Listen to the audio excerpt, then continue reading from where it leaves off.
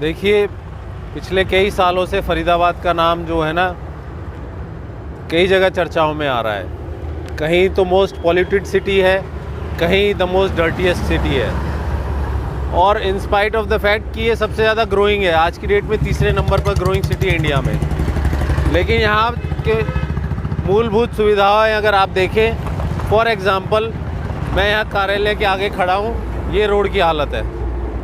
आप देख रहे हैं पॉल्यूशन कहाँ से बढ़ता है। मान लीजिए रोड का काम चल भी रहा है तो उसको 2 दिन के अंदर ख़त्म करके बना नहीं सकते क्या हमारी इतनी क्षमता नहीं है कि डेली हम 1 किलोमीटर रोड भी बना सके फरीदाबाद में?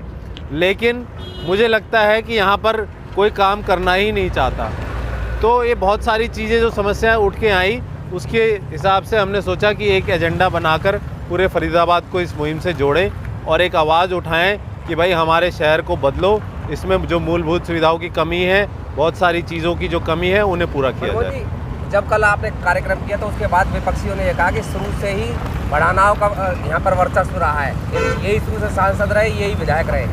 आज इन्हें याद कैसे आ गई फरीदाबाद की? देखिए, भड़ानाओं का वर्चस्व आज से 10 साल पहले था, जब मेरे चाचा अवतार सिंह भड़ाना जी यहाँ से सांसद होते थे।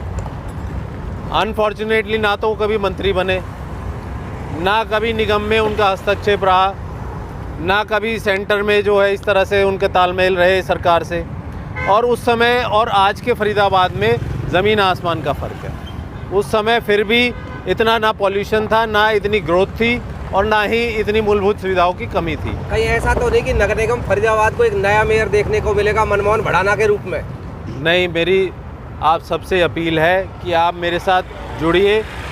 सिर्फ़ और सिर्फ एक संगठन बनाने का मेरा जो लक्ष्य है, और उसके लिए मुझे आगे जो मेरी यहाँ के सिटीज़न हैं, जो मेरे नागरिक हैं फरीदाबाद के, मैं उनसे अपील करूँगा कि वो जो चाहेंगे मेरे लिए, जो आदेश देंगे, मैं वो करने के लिए तैयार हूँगा। आओ बदले फरीदाबाद में पहली मुहिम कहाँ से शुरुआत होगी? देखिए, हम आपके कार्यालय के सामने खड़े हैं और सूरजकुंड मेला लगने वाला भी है, और ये देखा कि आप बताया गया, आपके कर्मचारियों ने बताया कि निजी कोष से आपने रोड ठीक कराई है जी। तो इस रोड पे कुछ कहेंगे आप?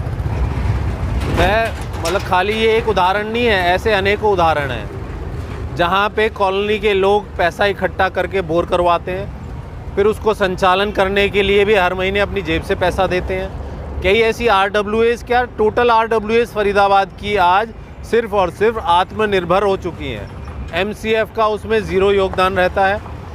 कोई चाहे वो पार्क की बात